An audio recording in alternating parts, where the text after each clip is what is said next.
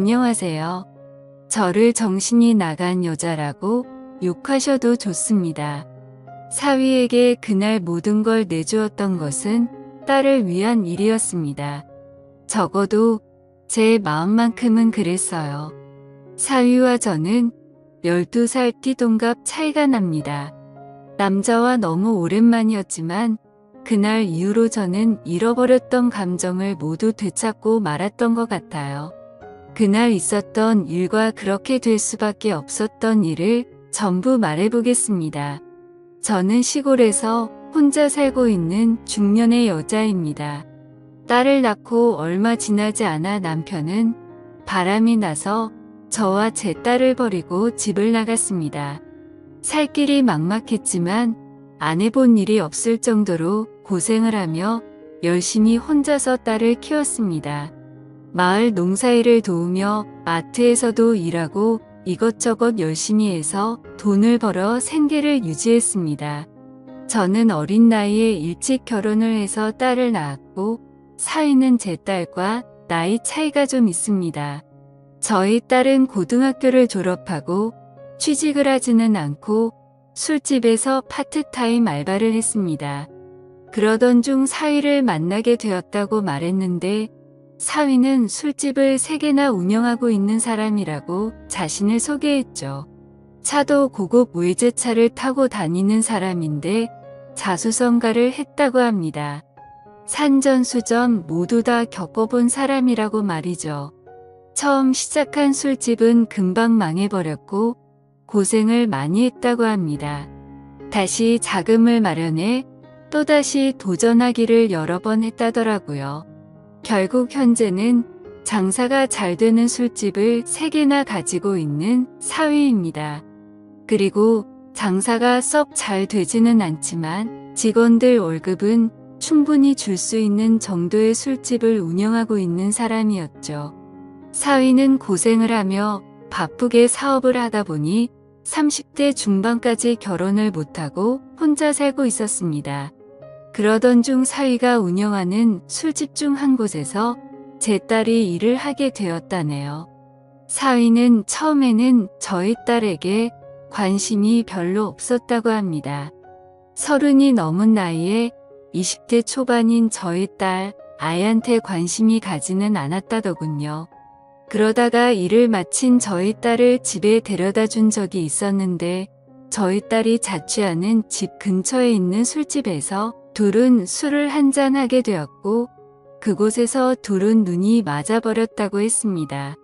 그날 이후로 사위와 딸은 동거를 시작하게 되었고 저희 딸은 돈을 아낄 줄 모르는 아이였기 때문에 그때 당시 빚이 많았다는데 그 빚을 사위가 다 갚아주었다고 하더군요. 제 입장에서도 참 고마운 사람이었습니다. 사위는 그 일에 대해서 덤덤하게 말하더군요. 본인에게는 그 돈이 큰 돈이 아니었다고 말이죠.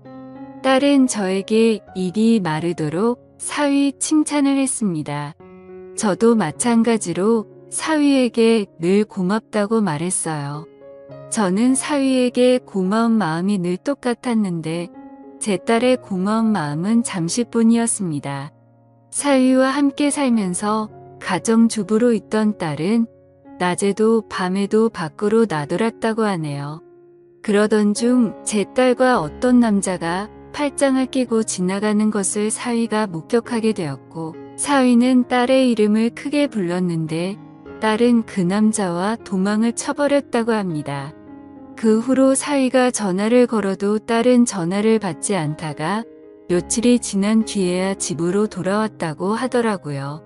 딸은 사위에게 오해하지 말라고 적반하장으로 오히려 화를 내고 나서는 집을 뛰쳐나가 버렸다고 합니다.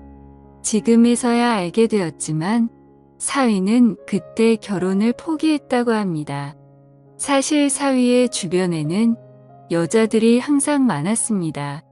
사위의 고급차를 보고 접근하는 여자들이 엄청 많았다고 하더라고요. 하지만 사위는 한눈을 팔지 않았고 저희 딸을 진심으로 사랑했기에 제 딸이 집을 나가고 나서 너무나도 힘들었대요. 사위는 저에게 예의를 다하기 위해 저를 찾아왔습니다. 딸과 있었던 일을 제게 모두 말하고 사위는 딸과의 관계를 정리할 것이라고 말하더군요. 제가 살고 있는 허름한 시골집을 다시 지어주겠다고 약속했던 사위였습니다. 그렇게 착한 사위가 저희 딸 때문에 상처를 받은 이야기를 들려주는데 미안한 마음에 저도 모르게 눈물이 나더군요. 혼자 마트에서 일을 하면서 살아가는 저도 외로운 여자입니다. 하지만 제겐 가장 소중한 딸 하나 있는 거, 그게 위안이었고 그 딸 걱정으로 그 모진 세월을 견디며 보냈습니다. 딸이 얼른 좋은 남자 만나서 안정이 되었으면 하는 바람으로 살았죠. 사위를 만나 함께 사는 딸을 보며 좀 안심을 하고 있었는데 사위가 찾아와서 하는 얘기를 듣고 저는 충격을 받았습니다. 한참을 멍하니 있다가 사위가 일어나려고 해서 저는 잠깐만 기다리라고 말했고 사위에게 저녁 식사를 차려주었죠. 사위와 저녁을 먹으며 같이 술을 마셨는데 사위는 술이 오르는지 점점 많은 얘기를 하더군요. 사위는 저희 딸이 집을 나가서 너무 힘들다는 얘기도 했습니다. 그리고 자기가 어떻게 살아왔는지 얼마나 고생을 했는지에 대해서도 얘기를 하더라고요. 사위가 고생한 얘기를 할 때는 저도 눈물이 나더라고요. 저도 사위 못지않게 고생을 하고 살았던 것이 생각나 동병상련의 마음으로 울었습니다. 술에 취해서 그랬던 건지 사위도 울고 저도 울었습니다. 사위는 제가 얘기를 잘 들어줘서 고맙다고 하더군요. 저는 사위가 고마웠습니다. 딸과 짧은 기간 동거를 했을 뿐인데 사위는 저에게 예의를 다하기 위해 저를 찾아왔으니까요. 사위는 결국 딸과 헤어질 수밖에 없다고 얘기를 했고 저는 사위에게 뜻대로 하라고 말했습니다. 그리고 울고 있는 사위를 토닥여주며 안아주었습니다. 못된 딸 때문에 상처 줘서 미안하다며 사위를 안고 저는 이렇게 위로해 주었습니다. 이 말에 사위는 어린 아이처럼 엉엉 울더라고요.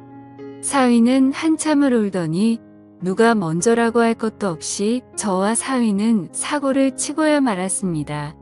저는 너무 부끄러웠습니다.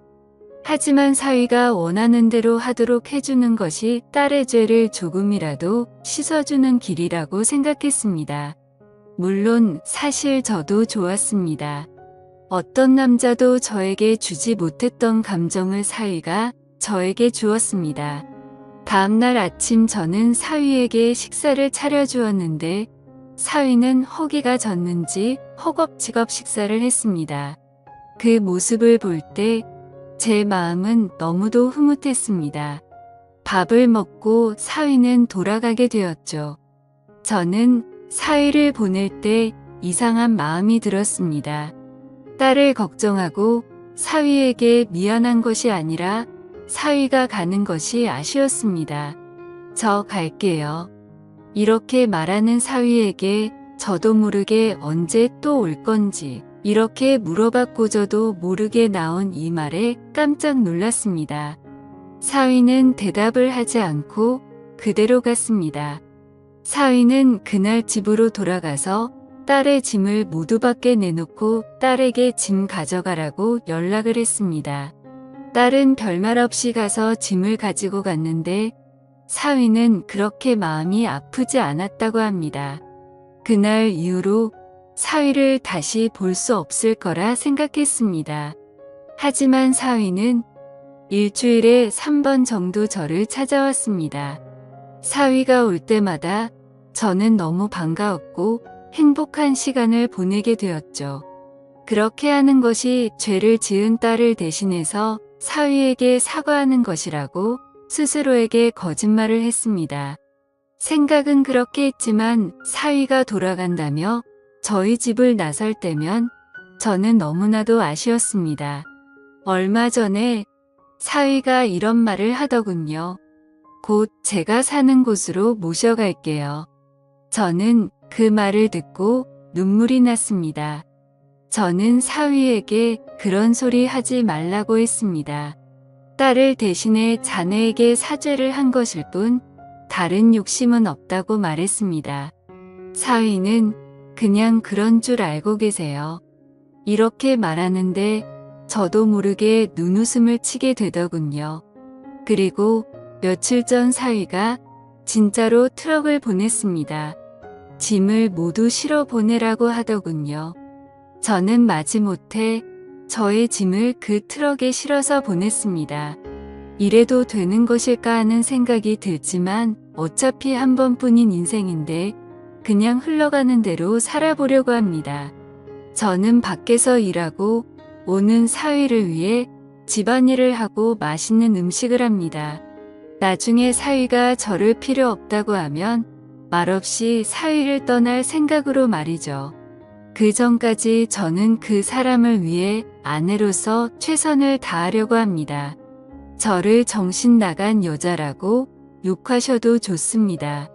하지만 저도 정말 힘들고 외롭게 살았기에 지금 이 상황이 너무나도 꿈만 같고 가급적이면 이 꿈이 빨리 깨지지 않았으면 하는 바램만 가득합니다.